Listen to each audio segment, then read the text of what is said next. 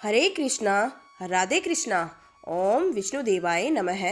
जैसे कि आप सभी को पता है, आज है निर्जला एकादशी और निर्जला एकादशी 6 जून 2025 को यानी कि आज मनाई जा रही है। निर्जला एकादशी का व्रत रखने मात्र से सभी एकादशियों का व्रत रखने के बराबर फल मिल जाता है। जेठ मास के शुक्ल पक्ष की एकादशी तिथि को आने वाली निर्जला एकादशी के दिन निर्जल व्रत रखना चाहिए, दान और पुण्य करना चाहिए और ब्राह्मणों को भोजन कराने के बाद ही पारण करना चाहिए। अगर आपने व्रत किया है तो व्रती को पूजा के दौरान निर्जला एकादशी व्रत कथा का पाठ अवश्य करना चाहिए। तो आइए शुरू करते हैं निर्जला एकादशी की संपूर्ण व्रत कथा। कथा सुनने से पहले हम सभी जयकारा लगाएंगे, बोलिए विष्णु भगवान की जय। तो आइए शुरू करते हैं। युधिष्ठिर ने कहा, जनार्दन, आपने अपरा एकादशी का महात्म्य सुनाया, अब कृपया जेठ शुक्ल पक्ष की एकादशी का वर्णन करें। भगवान श्री कृष्ण बोले, हे राजन, इसका वर्णन सत्यवर्ती पुत्र वेद व्यास जी करेंगे, क्योंकि वे सभी शास्त्रों के ज्ञाता और वेदों के पारंगत है। तब वेद व्यास जी ने कहा, दोनों पक्षों की एकादशी को भोजन नहीं करना चाहिए। द्वादशी के दिन स्नान आदि कर भगवान केशव की पूजा करके नित्य कर्मों से निर्वित होकर पहले ब्राह्मणों को भोजन कराएं, फिर स्वयं भोजन करें। पितामहा, मेरी बात ध्यान से सुनिए। राजा युधिष्ठिर, माता कुंती, द्रौपदी, अर्जुन, नकुल और सहदेव ये सभी एकादशी का उपवास करते हैं और मुझसे भी कहते हैं, भीमसेन तुम भी यह व्रत करो। पर मैं उनसे कहता हूँ, मुझसे भूख सहन नहीं होती है। यह सुनकर व्यास जी ने कहा, यदि तुम्हें स्वर्ग प्राप्त करना है और नरक से बचना है तो दोनों पक्षों की एकादशी को उपवास करो। भीमसेन बोले, हे महाबुद्धिमान पितामहा, मैं सत्य कहता हूँ कि एक बार भोजन करके भी उपवास करना मेरे लिए कठिन है। फिर बिना खाए कैसे रह सकता हूँ? मेरे पेट में वक्र नाम की अग्नि सदैव जलती रहती है, जो बहुत भोजन करने पर भी शांत नहीं होती है। इसलिए हे महामुनि, मैं वर्ष भर में केवल एक बार उपवास कर सकता हूँ। कृपया कोई ऐसा एक व्रत बताइए जिसमें स्वर्ग प्राप्त हो और कल्याण हो सके।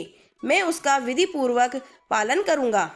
उसके पश्चात व्यास जी ने कहा, भीम, जेठ मास में जब सूर्य वृषभ या मिथुन राशि में रहते हैं, उस समय जो एकादशी आती है उसका यम नियम से और निर्जल उपवास करो। केवल कुल्ला या आचमन के लिए जल ग्रहण किया जा सकता है।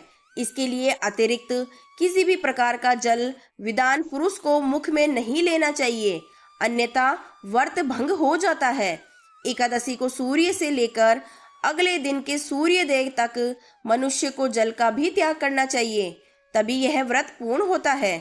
द्वादशी को प्रातः स्नान करके विधि पूर्वक ब्राह्मणों को जल और सुवर्ण का दान करना चाहिए। इसके पश्चात जितेंद्रिय पुरुष ब्राह्मणों के साथ स्वयं भोजन करें।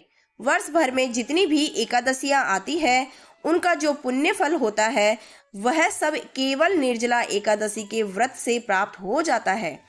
इसमें तनिक भी संदेह नहीं है। शंख चक्र और गदा धारण करने वाले भगवान केशव ने स्वयं मुझसे कहा था कि यदि कोई मनुष्य सभी बातों को छोड़कर केवल मेरी शरण में आ जाए और एकादशी को निराहार रहे तो वह सब पापों से मुक्त हो जाता है। एकादशी व्रत करने वाले के पास कभी भी विशालकाय, विकराल आकृति वाले काले रंग के दंड और पाश धारण करने वाले यमदूत नहीं आते हैं। जब उस मनुष्य का अंत का समय आता है, तब पीताम्बरीधारी, स्वयं में स्वभाव वाले, हाथ में सुदर्शन चक्र धारण करने वाले और मन की गति के समान वेगशाली विष्णुदूत आकर उसे भगवान विष्णु के परम धाम ले जाते हैं। इसलिए मनुष्य को निर्जला एकादशी को पूर्ण श्रद्धा और विधि पूर्वक उपवास करना चाहिए।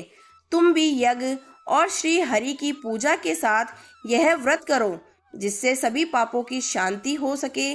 चाहे स्त्री हो या पुरुष हो, यदि उसने मेरु पर्वत के बराबर भी महान पाप किया हो तो भी वह एकादशी के प्रभाव से भस्म हो जाता है। जो मनुष्य उस दिन जल के नियम का पालन करता है वह पुण्य का भागी होता है। उसे एक एक पहर में करोड़ों स्वर्ण मुद्राएं दान करने के बराबर फल प्राप्त होता है। निर्जला एकादशी के दिन जो भी स्नान, दान, जप, होम आदि किया जाता है वह सब अक्षय फल देता है। यह स्वयं भगवान श्री कृष्ण का वचन है। इस व्रत को विधि पूर्वक करने से मनुष्य वैष्णव पद को प्राप्त करता है। जो मनुष्य एकादशी के दिन अन्न खाता है वह पाप खाता है। वह इस लोक में चांडाल के समान होता है और मृत्यु के बाद उसे दुर्गति प्राप्त होती है। जो व्यक्ति जेठ शुक्ल पक्ष की एकादशी को उपवास करके दान करता है वह परम पद को प्राप्त करता है। जो व्यक्ति एकादशी का व्रत करते हैं वे ब्रह्म हत्या, शराब पीना, चोरी करना और गुरु का अपमान करने जैसी महापापों से भी मुक्त हो जाते हैं। हे कुंती पुत्र, निर्जला एकादशी के दिन श्रद्धालु स्त्री पुरुषों के लिए जो विशेष दान और कर्तव्य बताए गए हैं उन्हें सुनो। उस दिन जल में शयन करने वाले भगवान विष्णु की पूजा करनी चाहिए और जलमयी धेनुका का दान करना चाहिए। अगर संभव हो तो वास्तविक गाय या गर्तमयी धेनु का दान करना उचित होता है।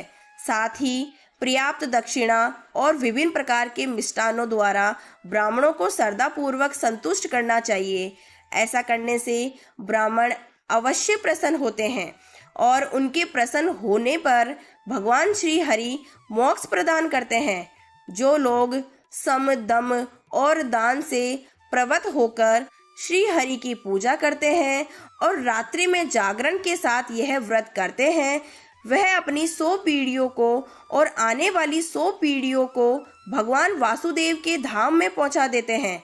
इस दिन अन्न, वस्त्र, गो, जल, सैया, सुंदर आसन, कमंडलू और छाता आदि का दान करना चाहिए।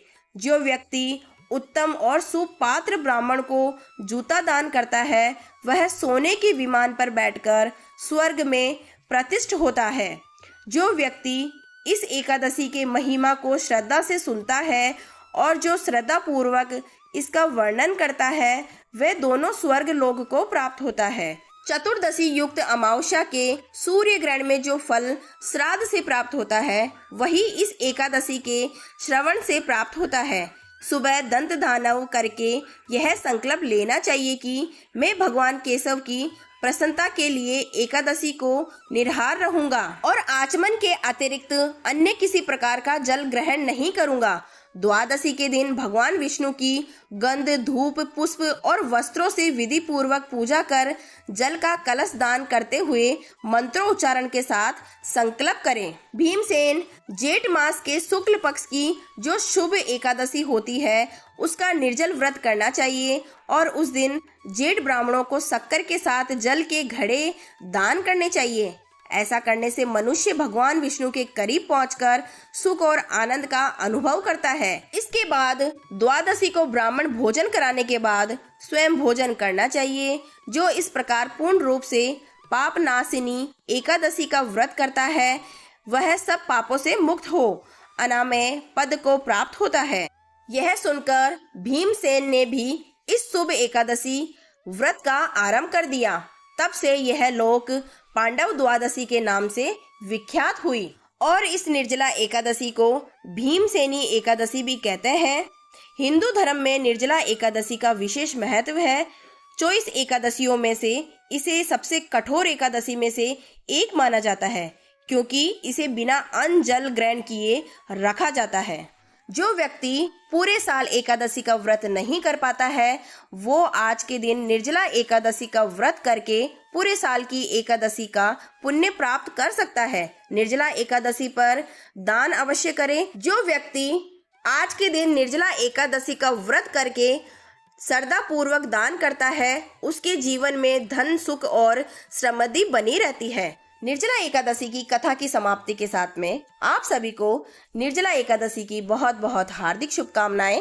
भगवान विष्णु और माता लक्ष्मी की कृपा आप सभी पर बरसती रहे, उनका आशीर्वाद सदा आप पर बना रहे। आशा करती हूँ कि आज की वीडियो आप सभी के लिए बेहद लाभदायक रही होगी। वीडियो पसंद आए तो वीडियो को लाइक जरूर कर दीजिएगा और चैनल को अगर फर्स्ट बार व्यू कर रहे हैं तो चैनल को बेल आइकन के साथ में ज़रूर सब्सक्राइब करके जाइएगा और कमेंट बॉक्स में विष्णु देवाय ज़रूर लिखिएगा। जय श्री कृष्णा।